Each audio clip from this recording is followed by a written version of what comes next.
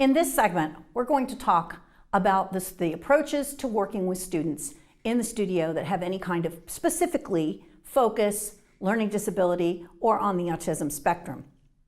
Now, there are 20 points here. You will see them come up on the slides on the video, but I've also sent you a link to a PDF that you can print out and again put in your book so that you have something to refer to.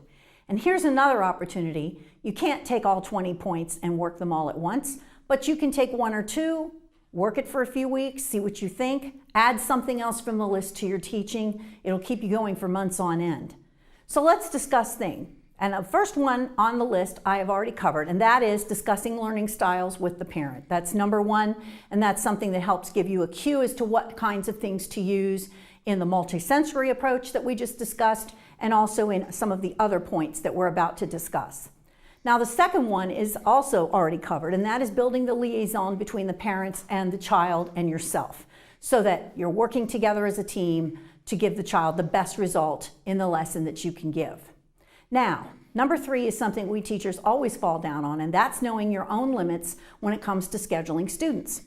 There was a year in which I had a Friday afternoon with 3 students in a row, all of whom were on Ritalin. Now, it doesn't happen anymore, but at the time, Ritalin was very popular, and I had 3 students in a row. Believe you me, by time between 5 and 7 on a Friday, I was fried by the time I did those 3 students. Now, I can sit here and tell you I shouldn't have done that. I should have had 1 a day or something like that. But I guess that's how the scheduling worked. It was a family of 2, both were ADD, and then there was another student, and he was a quiet type of ADD. He wasn't hyper or anything else, but I dealt with focus issues for 2.5 hours. Now, it's really best if you have a student like that, that you catch them at their best time and schedule them as best you can within the limits that we all have to schedule students. It's challenging, you're working around their other activities, but do try to be aware of what you can do. Having a student that has focus issues at 8 o'clock at night is a terrible idea.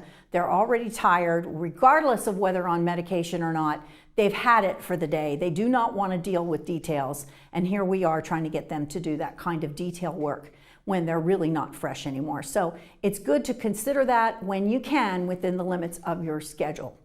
Now, here's another one that I think is very important for us to realize.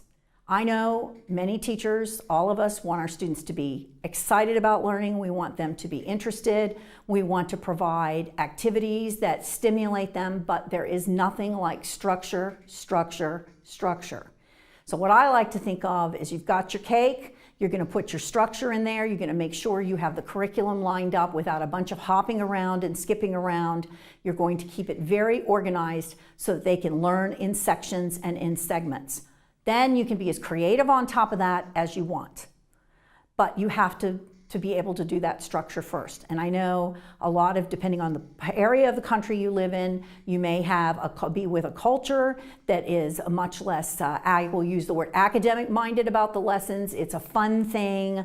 They want to have fun. All of those things are great. But if it's all about, you know, rock chords in the left hand and having a good old time, but the student isn't focusing well, it doesn't matter what kind of creative activity you put in front of them. If you haven't set them up for success by being structured about how they learn it, you're going to have a problem.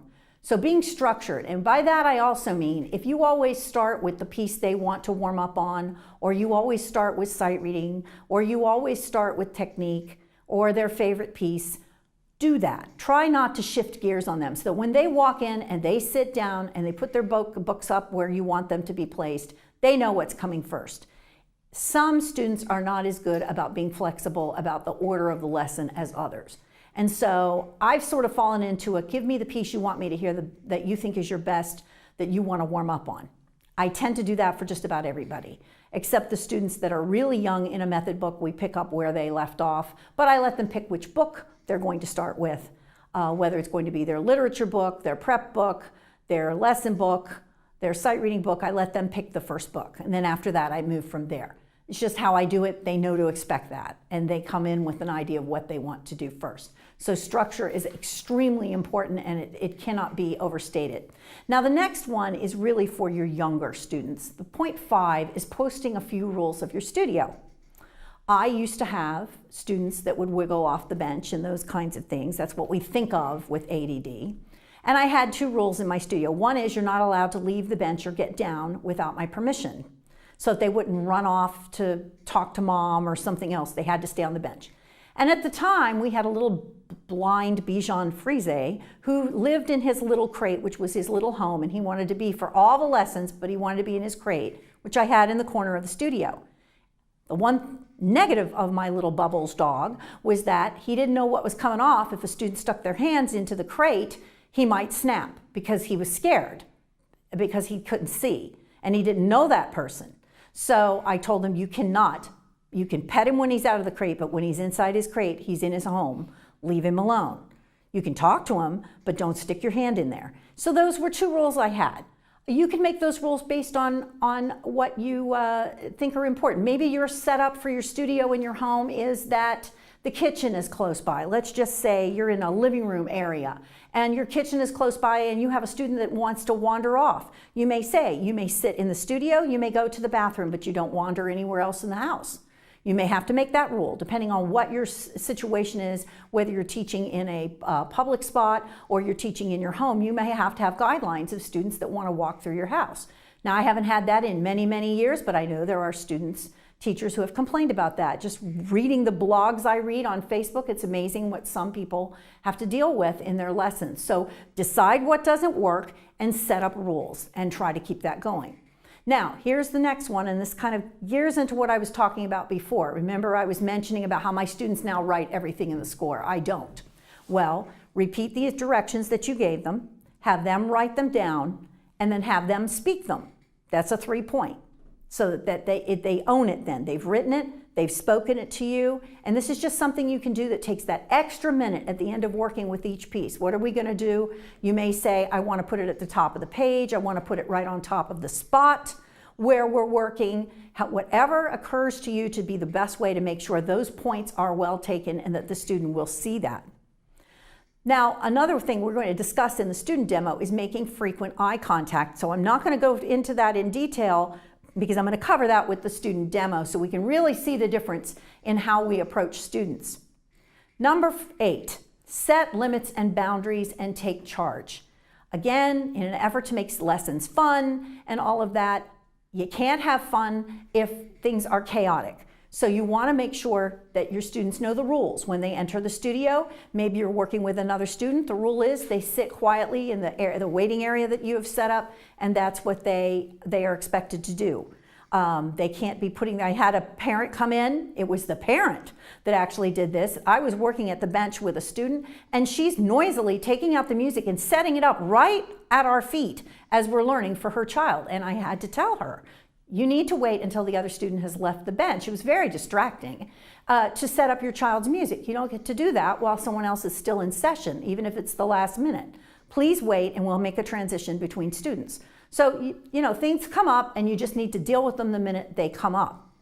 The next one is to have a predictable schedule that your students know that you can do. In other words, if you're always starting with a certain thing, make sure they know that they're going to do that.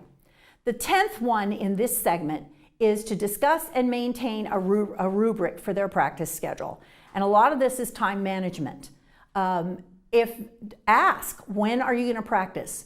I think it's important for the students and the parents to stop and say, oh, Wednesdays we have basketball between 5 and 6. So when are they going to practice on Wednesdays?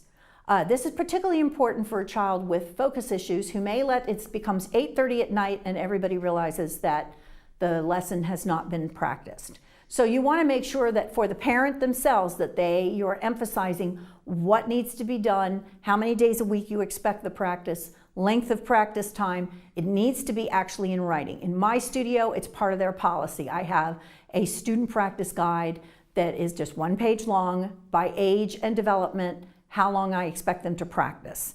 But of course, that's a waste if they're not practicing well. If they're just setting the timer and sitting there that long, it's really not going to give you the effect you want. You want them to be actively learning during that entire time. In the next segment, we're going to talk about the next 10 major points that we can use in our studios for effective learning. And we'll be right back.